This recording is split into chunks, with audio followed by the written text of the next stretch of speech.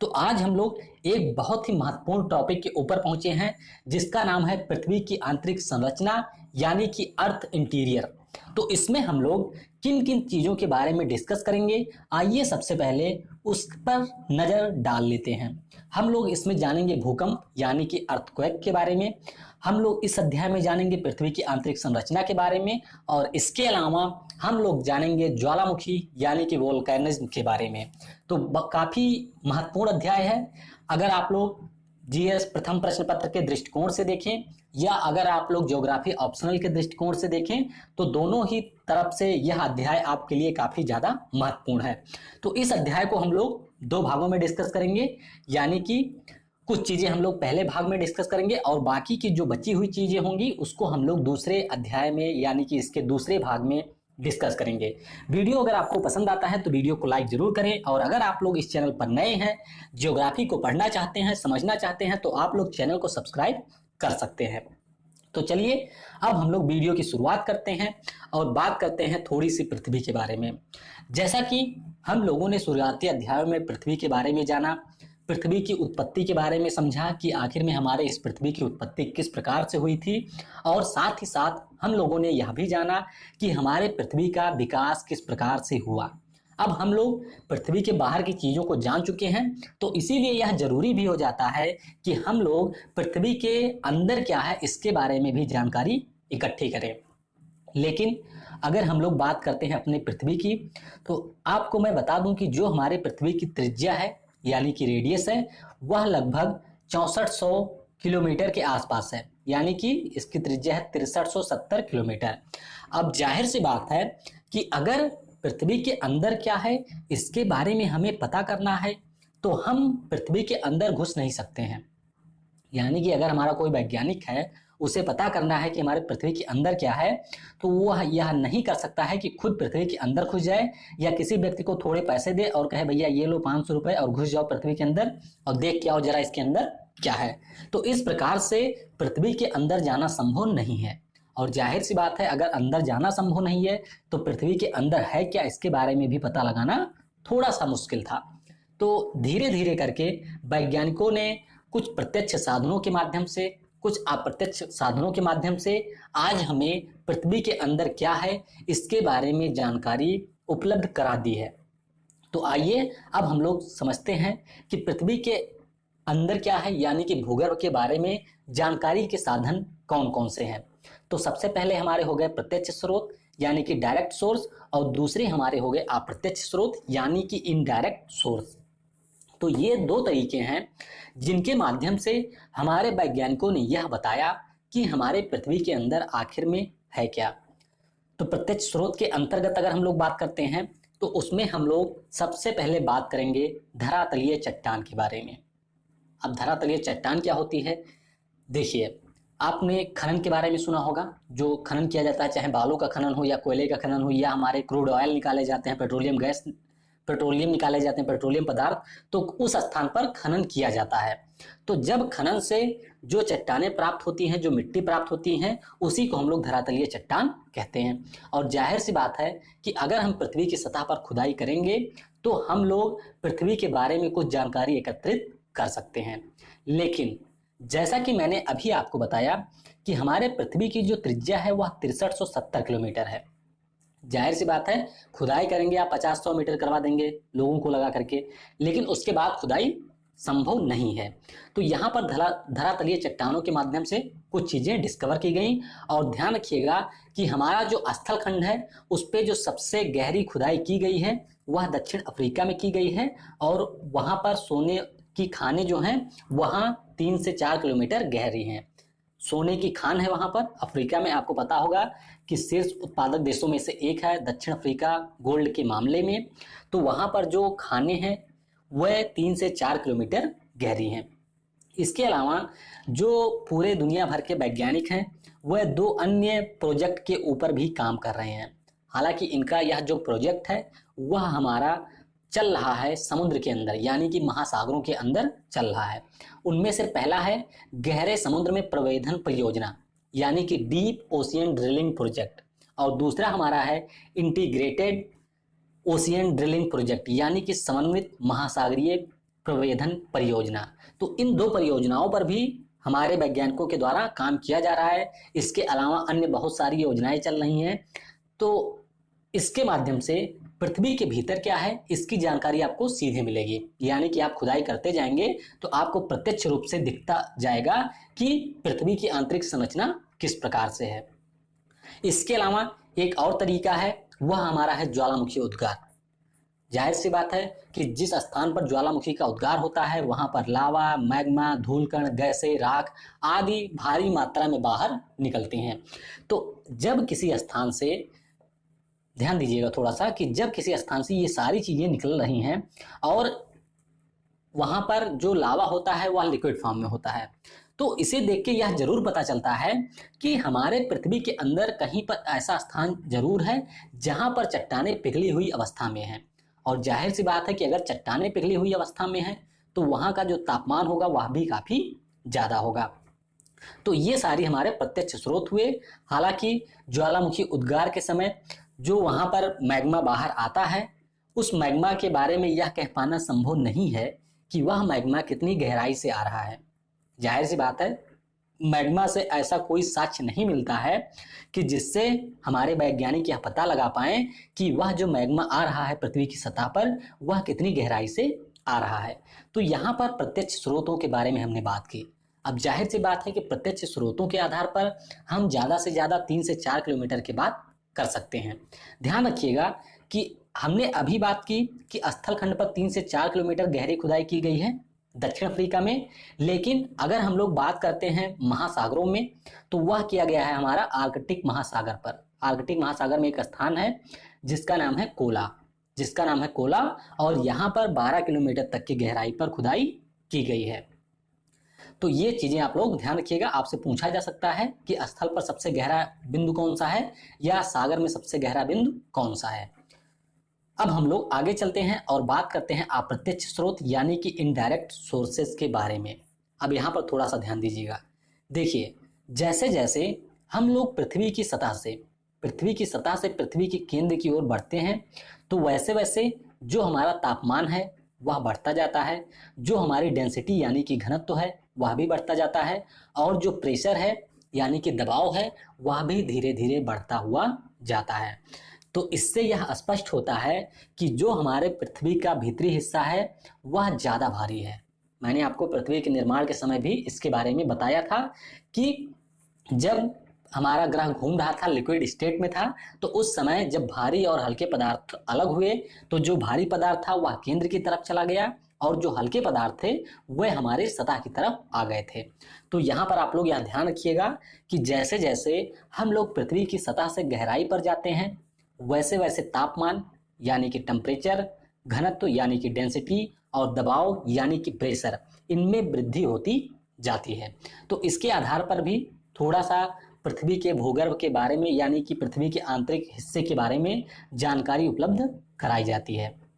इसके अलावा जो हमारी उल्काएं होती हैं, जो हमारी मीटियोर्स होते हैं, अब आपके मन में सवाल यहाँ पर हो सकता है कि उल्काएं तो हमारी आती हैं अंतरिक्ष से, तो अंतरिक्ष से आई हुई उल्काओं से हम लोग कैसे पृथ्वी के अंदर की जानकारी ले सकते हैं।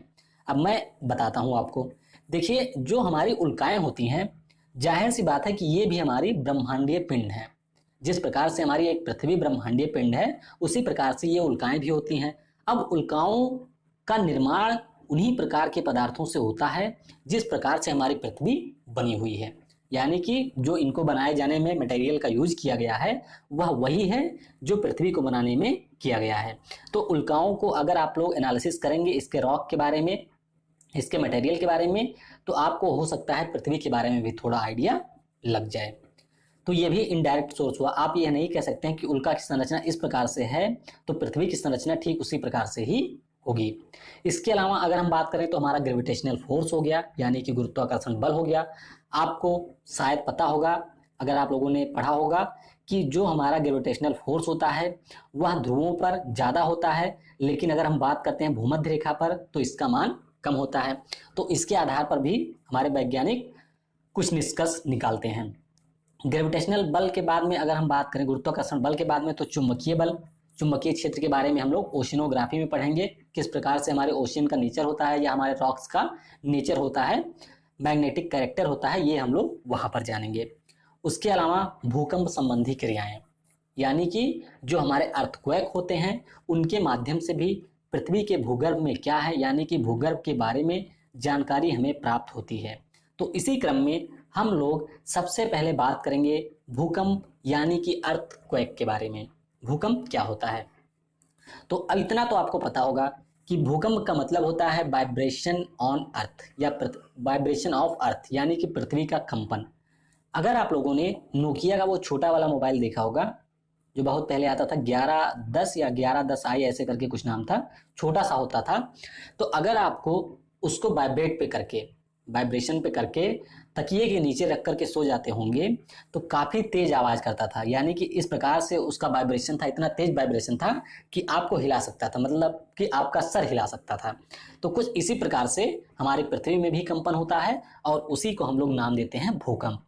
जो हमारे भूकंप होते हैं उनको मेजर किया जाता है भूकंप लेखों से, भूकंप लेखी, जिसे हम लोग सिस्मोग्राफ भी कहते हैं। सिस्मोग्राफ की सहायता से भूकंप को मेजर किया जाता है। अब यहाँ पर आइए थोड़ा सा हम लोग समझते हैं। ये एक हमारा भ्रंश है। भ्रंश का मतलब क्या होता है? दरार। दरार आप लोगों ने देखा होगा, जो लोग ग्रामीण क्षेत्र के होंगे उन्होंने देखा होगा कि कुछ मिट्टियां होती हैं तो उनमें जब सिंचाई की कमी हो जाती है तो छोटी छोटी दरारें पड़ जाती हैं। अब जाहिर सी बात है कि उन दरारों की बात नहीं की जा रही है, उसी प्रकार की दरार अगर बड़े लेवल पर होती है तो उसे हम लोग कहते हैं भ्रंश। यहाँ पर आप एक छोटा सा भ्रंश देख सकते हैं। तो क्या होता है कि जब हमारा किसी स्थान पर भ्रंश होता है तो वहां पर जो चट्टानें होती हैं उनकी गति होती है विपरीत दिशा में। आप देख रहे होंगे कि ये जो हमारा खंड है ये इस दिशा में मूव कर रहा है और ये हमारा खंड इस दिशा में मूव कर रहा है। जाहिर सी बात है कि जब ये दोनों चट्टानें विपरीत दिशा में मूव करेंगी तो इसके ऊपर का जो रीजन है वह धीरे धीरे नीचे की ओर धंसने लगेगा और एक प्रकार का दोनों के बीच में घर्षण बल काम करता है जिससे ये बंधा रहता है। लेकिन एक लिमिट होती है, जब ये चट्टानें और दूर जाने लगेंगी तो ये घर्षण बल काम नहीं करेगा और ये हमारी जो सतह है वह नीचे चली जाएगी और नीचे जाने के बाद में इन्हीं दरारों के माध्यम से हमारी ऊर्जा निकलती है। इन्हीं दरारों के माध्यम से हमारी ऊर्जा निकलती है और उसी ऊर्जा के कारण भूकंप किसी स्थान पर आता है। ध्यान रखिएगा कि जब ये हमारे दोनों इसके जो सिरे हैं वे विपरीत दिशा में मूव करते हैं तो इसका जो दबाव है वह नीचे वाले क्षेत्र पर पड़ता है और नीचे का क्षेत्र जो है धीरे धीरे धंसता रहता है और इसी दरार से हमारी ऊर्जा निकलती है जिसे हम लोग भूकंपीय तरंगे कहते हैं। भूकंपीय तरंगों के बारे में अभी हम लोग आगे डिटेल में डिस्कस करेंगे। ध्यान रखिएगा कि जिस स्थान से हमारा भूकंप निकलता है, यानी कि भूकंप का उद्गम केंद्र होता है, जहां से भूकंप जनरेट होता है, उसे हम लोग कहते हैं फोकस। उसे हम लोग कहते हैं उद्गम केंद्र या फोकस और इसे हम लोग नाम देते हैं अवकेंद्र या हाइपोसेंटर। ध्यान रखिएगा, इसे हम लोग नाम देते हैं अवकेंद्र या हाइपोसेंटर। एक बात और ध्यान रखिएगा कि ये जो उद्गम क्षेत्र होता है यह हमारी पृथ्वी के अंदर होता है। कभी आपसे एग्जाम में पूछ लिया जाए तो कंफ्यूज मत होइएगा। जो अवकेंद्र यानी कि हाइपोसेंटर होता है वह उद्गम केंद्र होता है और यह पृथ्वी के अंदर होता है। लेकिन उस उद्गम केंद्र के अगर हम 90 डिग्री 90 अंश सीधे ऊपर की तरफ आए और पहुंच जाएं पृथ्वी की सतह पर तो वहां पर जो उसके ठीक ऊपर पॉइंट होगा उसे हम लोग नाम देंगे इपी सेंटर या अधिकेंद्र। तो ये दोनों आप लोग ध्यान रखिएगा। जहां से हमारा भूकंप ओरिजिनेट होता है उसे हम लोग कहते हैं अवकेंद्र या हाइपोसेंटर और जिस स्थान पर पृथ्वी की सतह पर सबसे नजदीक होता है उसके यानी कि 90 डिग्री ठीक ऊपर उसे हम लोग कहते हैं अधिकेंद्र या इपी सेंटर। तो ये हमने भूकंप के बारे में थोड़ा सा समझ लिया। अब आइए इन भूकंपीय तरंगों के बारे में बात करते हैं। हमने अभी बात की कि जब हमारे दोनों भ्रंश एक दूसरे से दूर जाते हैं, जब हमारे दोनों भ्रंश एक दूसरे से दूर जाते हैं तो ऊर्जा नीचे से निकलती है और ये जो ऊर्जा होती है इसी को हम लोग कहते हैं भूकंपीय तरंगे। तो आइए थोड़ा सा समझते हैं कि भूकंपीय तरंगे किस प्रकार की होती हैं। तो ध्यान रखिएगा, इन तरंगों को हम लोग वैसे तो 3 भागों में बांटते हैं, लेकिन मुख्य रूप से अगर इनको हम बांटे तो 2 भागों में इसे हम बांट सकते हैं। पहला हमारा हो गया भूगर्भिक तरंगे, पहला हमारा हो गया भूगर्भिक तरंगे या इसे हम लोग बॉडी वेव्स भी कहते हैं, इसे हम लोग बॉडी वेव्स भी कहते हैं। सेकंड हमारा हो गया धरातलीय तरंगे, या इसे हम लोग सरफेस वेव्स भी कहते हैं। क्या होता है अभी मैं आपको डायग्राम में बताऊंगा। फिलहाल भूकंपीय तरंगों को हम दो भागों में बांट सकते हैं। पहला हमारा हो गया पी वेव्स यानी कि प्राइमरी वेव्स, या इसे हम लोग प्राथमिक तरंग भी कहते हैं। ध्यान रखिएगा इसके कई सारे नाम हैं। इसे हम लोग पी वेव कहते हैं, या प्राइमरी वेव कहते हैं, या पी तरंग कहते हैं, या प्राथमिक तरंग भी कहते हैं। तो ये हमारी भूकंपीय तरंग की एक शाखा है। इसी प्रकार से एक हमारी दूसरी तरंग है जिसे हम लोग कहते हैं यस तरंग, या एस वेव, या सेकेंडरी वेव, या द्वितीयक तरंगे। तो यहाँ पर हमारी भूगर्भिक तरंगों में दो तरंगे होती हैं। पहली हमारी हो गई पी तरंग और दूसरी हमारी हो गई यस तरंग। अब पी तरंग की कुछ खास बात होती है। ध्यान रखिएगा कि पी तरंग की जो गति होती है वह काफी ज्यादा तेज होती है। पी तरंग की गति जो होती है वह इन तीनों तरंगों में सर्वाधिक तीव्र होती है। साथ ही साथ जो हमारी पी तरंग होती है वह ठोस, द्रव और गैस तीनों में गतिशील होती है। अगला पार्ट जो इस वीडियो का होगा उसके शुरुआत में मैं आपको थोड़ा सा एक्सपेरिमेंटल दिखाऊंगा कि पी तरंग और यस तरंग किस प्रकार से अलग होती हैं। अभी के लिए आप इतना ध्यान रखिएगा कि पी तरंग की जो गति होती है वह सबसे ज्यादा होती है, और यह हमारे पदार्थ के तीनों माध्यमों में यानी कि मटेरियल के तीनों फेज में ये आसानी से गतिशील होती हैं। इसके कंपेयर में अगर हम बात करते हैं सेकेंडरी वेव के बारे में यानी कि यस तरंग के बारे में, तो ये केवल ठोस में ही गतिशील होती हैं। ये केवल ठोस में ही गतिशील होती हैं। अगले वीडियो में मैं आपको इन दोनों को अलग अलग करके बताऊंगा और आपको बहुत ही अच्छे से समझ में आएगा कि पी तरंग और यस तरंग में डिफरेंट किस प्रकार से होता है। अब हम बात करते हैं धरातलीय तरंगों के बारे में। धरातलीय तरंगे जो हमारा भूकंप लेखी होता है यानी कि सिस्मोग्राफ यंत्र होता है उस पर सबसे बाद में ये दिखाई देती हैं, और इन्हीं तरंगों के द्वारा भूकंप के समय सर्वाधिक विनाश होता है। जैसा कि इनके नाम है धरातलीय तरंगे यानी कि सरफेस वेव, ये हमारे सरफेस पे चलती हैं। पी तरंगे और यस तरंगे हमारे चलती हैं पृथ्वी के अंदर, इसीलिए ये नुकसान नहीं करती हैं, लेकिन धरातलीय तरंगे हमारे पृथ्वी के ऊपर चलती हैं। अब आइए इसको हम डायग्राम से समझते हैं। मान लीजिए ये हमारे पृथ्वी का सरफेस हो गया और ये हमारा पृथ्वी के नीचे का भाग हो गया। यहाँ पर हमारा है भूकंप केंद्र जिसे हम लोग कहते हैं अवकेंद्र या हाइपो सेंटर। यहाँ से जब ऊर्जा निकलेगी तो कौन सी वेव निकलेगी? पी तरंग और यस तरंग। ठीक है, ध्यान रखिएगा जिस स्थान से ऊर्जा निकलती है वहां से हमारी पी तरंगे और यस तरंगे निकलती हैं, और ये तरंगे जो हैं वह पृथ्वी के अंदर ही चलती हैं।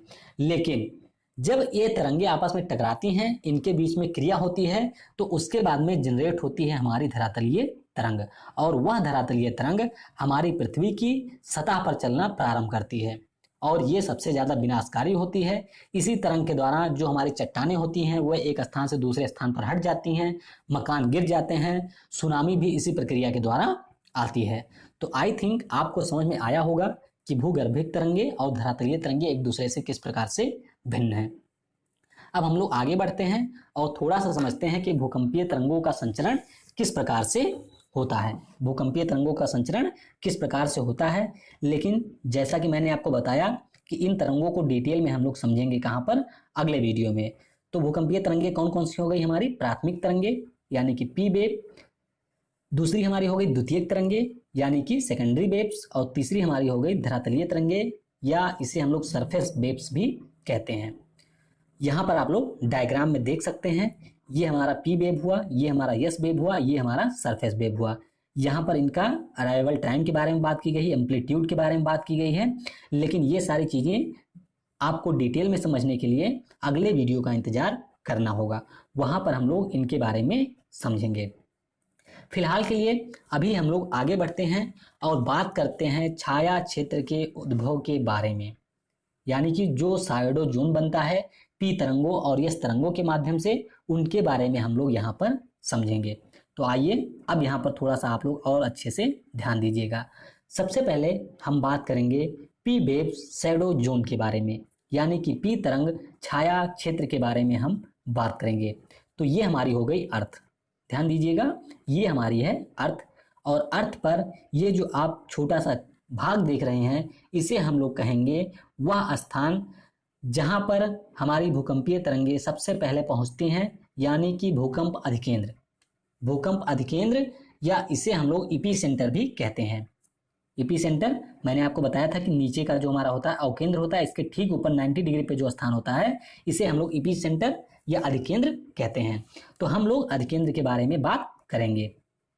अधिकेंद्र से जब हमारी यस तरंगे निकलती हैं, ध्यान दीजिएगा, यस तरंगे जब यहां से होकर के गुजरती हैं तो 105 डिग्री तक हमें देखने को मिलता है कि ये जो तरंगे हैं वह सीधे हमारी पृथ्वी की सतह से होते हुए बाहर निकल जाती हैं। इस प्रकार से आप देख रहे होंगे कि ये जो हमारी यस तरंगे हैं ये पृथ्वी की सतह से होते हुए सीधे बाहर निकल जाती हैं। इन तरंगों को हम कहेंगे यस तरंगे।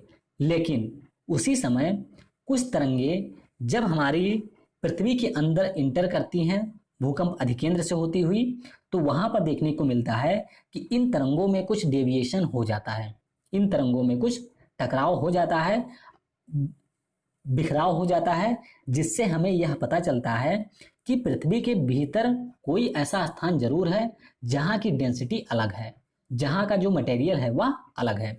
तो यहाँ पर इनके बीच में थोड़ा सा परिवर्तन होता है।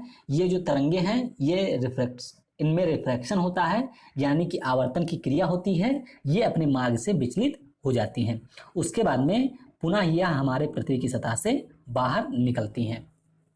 तो आपने देखा कि जो हमारी यस तरंगे चली थी वह 0 से लेकर के 105 डिग्री तक आसानी से बाहर निकल जा रही हैं। यहाँ का जो आप रीजन देख रहे होंगे, इस रीजन में आपको देखने को मिल रहा होगा कि यहाँ पर हमारी जो तरंगे हैं वह कुछ थोड़ी सी आवर्तित होती हैं, रिफ्रैक्शन होता है, इनके मार्ग में परिवर्तन होता है और पुनः वह 145 डिग्री से लेकर के 145 डिग्री के बीच के रीजन में बाहर निकल आती हैं। तो इससे आपको क्या पता चलता है कि 105 डिग्री से लेकर के 145 डिग्री के बीच का जो क्षेत्र है यहाँ पर हमारी पी तरंगे नहीं पहुंच रही हैं, यहाँ पर हमारी पी तरंगे नहीं पहुंच रही हैं। तो इसे हम लोग पी छाया क्षेत्र कहते हैं, इसे हम लोग पी छाया क्षेत्र, पी तरंग छाया क्षेत्र कहते हैं। और अभी हम लोग दोनों को जब कंपेयर करेंगे तो आपको और डिटेल में समझ में आएंगी चीजें। तो पी के बाद में अब हम लोग आगे बढ़ते हैं और बात करते हैं यस तरंग छाया क्षेत्र के बारे में। फिर ध्यान दीजिएगा, ये हमारी पृथ्वी हो गई, ये हमारा अधिकेंद्र हो गया, यानी कि भूकंप अधिकेंद्र इपी सेंटर हो गया, और यहाँ से अब हमारी पी तरंगों को डाला गया। पी तरंगे जब यहाँ से होकर के गुजरती हैं तो ये सीधे 105 डिग्री के क्षेत्र तक हमारी पृथ्वी से होते हुए बाहर निकल जाती हैं, यानी कि एक सिरे से होकर के दूसरे सिरे पर ये बाहर निकल जा रही हैं। कहाँ तक? 105 डिग्री तक। कहाँ तक? 105 डिग्री तक यह जो हमारी तरंगे हैं वह बाहर निकल जाती हैं। लेकिन जब यहाँ से यस किरणों को आपतित किया जाता है तो यहाँ पर एक अजीब चीज देखने को मिलती है कि यस जो किरणें हैं वह यहीं से रिफ्लेक्ट हो जाती हैं, यानी कि ये यहीं से रिफ्लेक्शन इनमें हो जाता है, ये परावर्तित हो जाती हैं और ये किरणें हमारी दूसरी तरफ बाहर नहीं निकलते हैं, यानी कि ये जो पूरा रीजन है ये हमारा अब छाया क्षेत्र बन जाता है। हमने अभी पीछे देखा कि जो यहाँ पर रीजन था 105 से 145 तक, यह बीच का क्षेत्र छाया क्षेत्र था, लेकिन अब जो हमारा 105 से 145 का क्षेत्र है यह छाया क्षेत्र, अब जो हमारा यह पूरा रीजन है यह हमारा अब छाया क्षेत्र बन चुका है। तो यहाँ पर इसी के आधार पर कुछ अनुमान लगाए गए, आइए चलते हैं और उसको हम लोग थोड़ा डिटेल में देखते हैं। जैसा कि मैंने आपको बताया था कि जो हमारा पी वेव होता है, अगर हम बात करते हैं प्राइमरी वेव की, तो प्राइमरी वेव की यह खास बात होती है कि उसकी गति जो है वह सर्वाधिक होती है सभी तरंगों में, और ठोस में उसकी गति सर्वाधिक होती है। और यहाँ पर जब मीडियम बदलता है तो वह तरंगे भी थोड़ा सा अपने मार्ग से डेविएट होती हैं, थोड़ा सा वह अपने मार्ग को बदलती हैं। और जो हमारी यस तरंगे होती हैं वह हमारे द्रव या गैसियस रीजन में नहीं चलती हैं। इससे पता चलता है कि जो हमारा पृथ्वी के बीच में कोई ऐसा रीजन है जो लिक्विड स्टेट में है, जो हमारा लिक्विड स्टेट में है, और इन तरंगों से इस प्रकार के निष्कर्ष निकाले जाते हैं। पी तरंग और यस तरंग के बारे में अगले वीडियो की शुरुआत में हम लोग और बेहतर ढंग से सीखेंगे। साथ ही साथ हम लोग पृथ्वी के परतों के बारे में जानेंगे, इसकी संरचना किस प्रकार से हुई है, जैसे कि भू प्रॉपर्टी, मेंटल, कोर, इन सब के बारे में डिटेल में जानेंगे। और ज्वालामुखी से जो स्थलों का निर्माण होता है उनके बारे में भी समझेंगे। इस वीडियो में फिलहाल के लिए इतना ही। आपने अपना समय दिया उसके लिए आप सभी को बहुत बहुत धन्यवाद। Thanks for listening. जय हिंद, जय भारत। पढ़ेगा इंडिया तो बढ़ेगा इंडिया।